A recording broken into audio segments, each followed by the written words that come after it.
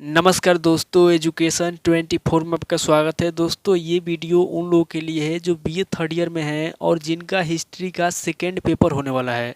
तो जितने भी स्टूडेंट बीए थर्ड ईयर में हैं और जिनका हिस्ट्री का सेकेंड पेपर होने वाला है वो लोग इस वीडियो को पूरा अंत तक ज़रूर देखें, क्योंकि इस वीडियो के अंदर मैं आपको हिस्ट्री के सेकेंड पेपर में जो भी क्वेश्चन आने वाले हैं उन आने वाले क्वेश्चन के बारे में बताऊँगा। तो आइए देर न करते हुए वीडियो को शुरू करते हैं और हिस्ट्री के सेकेंड पेपर में जो भी क्वेश्चन आने वाले हैं उन आने वाले क्वेश्चन के बारे में जानते हैं। दोस्तों आगे बढ़ने से पहले मैं आपको एक बात बता दूं कि इस वीडियो के अंदर मैं आपको अति लघु उत्तरीय प्रश्न, लघु उत्तरीय प्रश्न व दीर्घ उत्तरीय प्रश्न यानी कि तीनों तरह के प्रश्नों के बारे में बताऊंगा जो आपके पेपर में आएंगे।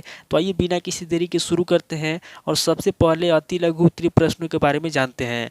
तो यहाँ पे दोस्तों अति लघु उत्तरीय प्रश्नों में पहले प्रश्न की बात की जाए तो यहाँ पे आपका पहला प्रश्न दिया हुआ है, स्टालिन के बारे में बताइए। पहला क्वेश्चन कह रहा है जो स्टालिन है, यहाँ पे आपको पहले क्वेश्चन के अंदर स्टालिन के बारे में बताना है। अब अगले क्वेश्चन की बात की जाए तो यहाँ पे आपका दूसरा क्वेश्चन दिया हुआ है, मुसोलिनी का परिचय दीजिए। दूसरा क्वेश्चन कह रहा है कि मुसोलिनी कौन है, यहाँ पे आपको मुसोलिनी का परिचय देना है।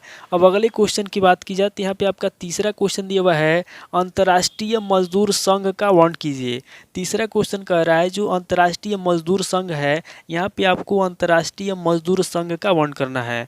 अब अगले क्वेश्चन की बात की जाए तो यहाँ पे आपका चौथा क्वेश्चन दिया हुआ है, निशस्त्रीकरण से आप क्या समझते हैं। चौथा क्वेश्चन कह रहा है जो निशस्त्रीकरण होता है, यहाँ पे आपको बताना है कि निशस्त्रीकरण से आप क्या समझते हैं। अब अगले क्वेश्चन की बात की जाए तो यहाँ पे आपका पांचवा क्वेश्चन दिया हुआ है, हिटलर का परिचय दीजिए। पांचवा क्वेश्चन कह रहा है कि हिटलर कौन है, यहाँ पे आपको हिटलर का परिचय देना है। अब अगले क्वेश्चन की बात की जाए तो यहाँ पे आपका छठा क्वेश्चन दिया हुआ है, मेरा संघर्ष पर टिप्पणी कीजिए। छठा क्वेश्चन कह रहा है जो मेरा संघर्ष है, यहाँ पे आपको मेरा संघर्ष पे क्या करना है, मेरा संघर्ष पे आपको टिप्पणी करना है। अब अगले क्वेश्चन की बात की जाए तो यहाँ पे आपका सातवां क्वेश्चन दिया हुआ है, वुडरो विल्सन कौन था।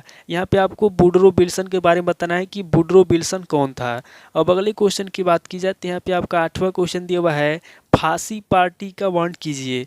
आठवां क्वेश्चन कह रहा है जो फांसी पार्टी है, यहाँ पे आपको फांसी पार्टी का वर्ण करना है। अब अगले क्वेश्चन की बात की जाए तो यहाँ पे आपका नवा क्वेश्चन दिया हुआ है, जेनेवा प्रोटोकॉल का वर्णन कीजिए। नवा क्वेश्चन कह रहा है जो जेनेवा प्रोटोकॉल है, यहाँ पे आपको जेनेवा प्रोटोकॉल का वर्णन करना है। अब अगले क्वेश्चन की बात की जाए तो यहाँ पे आपका 10वां क्वेश्चन दिया हुआ है, सुरक्षा परिषद का उल्लेख कीजिए। 10वां क्वेश्चन कह रहा है जो सुरक्षा परिषद है, यहाँ पे आपको सुरक्षा परिषद का उल्लेख करना है। तो दोस्तों ये टोटल आपके 10 क्वेश्चन हो गए जो आपसे अति लघु उत्तरीय प्रश्न के रूप में पूछे जाएंगे। अब आगे हम लोग लघु उत्तरीय प्रश्नों के बारे में जानेंगे। तो यहाँ पे दोस्तों लघु उत्तरीय प्रश्नों में पहले प्रश्न की बात की जाए तो यहाँ पे आपका पहला प्रश्न दिया हुआ है, राष्ट्र संघ की विफलता के क्या कारण थे। पहला क्वेश्चन कह रहा है जो राष्ट्र संघ है, यहाँ पे कह रहा है कि राष्ट्र संघ की विफलता के क्या कारण थे, यानी कि राष्ट्र संघ क्यों असफल हुआ। यहाँ पे आप पहले क्वेश्चन के अंदर बताना है कि राष्ट्र संघ की विफलता के क्या कारण थे, उन कारणों के बारे में आपको बताना है। अब अगले क्वेश्चन की बात की जाए तो यहाँ पे आपका दूसरा क्वेश्चन दिया हुआ है, जर्मनी में हिटलर के उदय पर प्रकाश डालिए।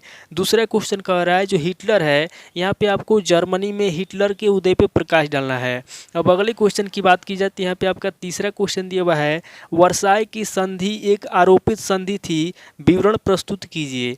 तीसरा क्वेश्चन कह रहा है कि जो वर्साय की संधि है, वर्साय की संधि एक आरोपित संधि थी, इसका आपको विवरण प्रस्तुत करना है। अब अगले क्वेश्चन की बात की जाए तो यहाँ पे आपका चौथा क्वेश्चन दिया हुआ है, फ्रांस की सुरक्षा की खोज की व्याख्या कीजिए। चौथा क्वेश्चन कह रहा है जो फ्रांस की सुरक्षा है, यहाँ पे आपको फ्रांस की सुरक्षा की खोज की व्याख्या करना है। अब अगले क्वेश्चन की बात की जाए तो यहाँ पे आपका पांचवा क्वेश्चन दिया हुआ है, द्वितीय विश्व युद्ध के कारण बताइए।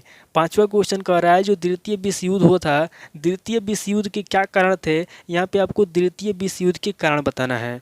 अब अगले क्वेश्चन की बात की जाए तो यहाँ पे आपका छठा क्वेश्चन दिया हुआ है, यूएनओ के संरचना पे प्रकाश डालिए। छठा क्वेश्चन कह रहा है जो यूएनओ है, यहाँ पे आपको यूएनओ के संरचना पे प्रकाश डालना है।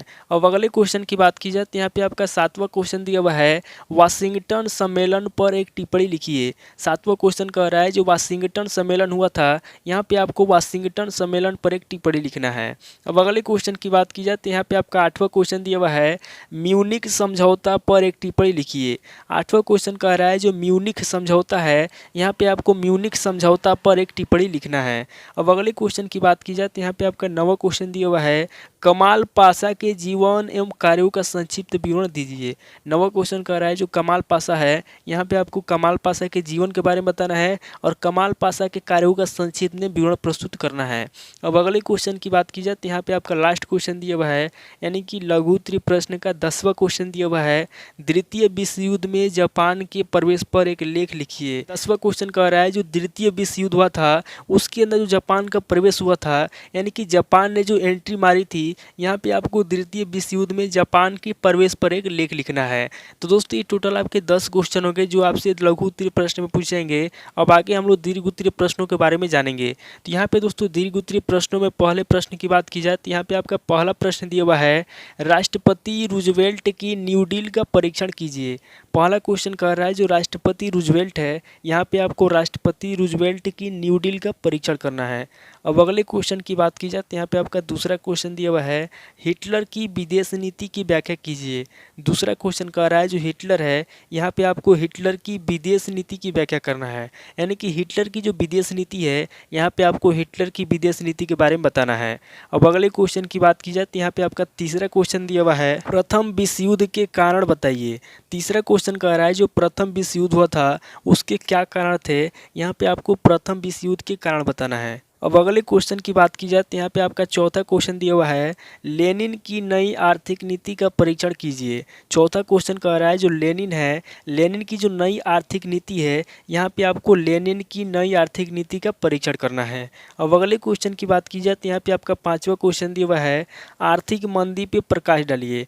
पाँचवा क्वेश्चन कह रहा है जो आर्थिक मंदी है, यहाँ पे आपको आर्थिक मंदी पे प्रकाश डालना है। तो टोटल ये आपके 5 क्वेश्चन हो गए जो आपसे दीर्घ उत्तरीय प्रश्न में पूछेंगे।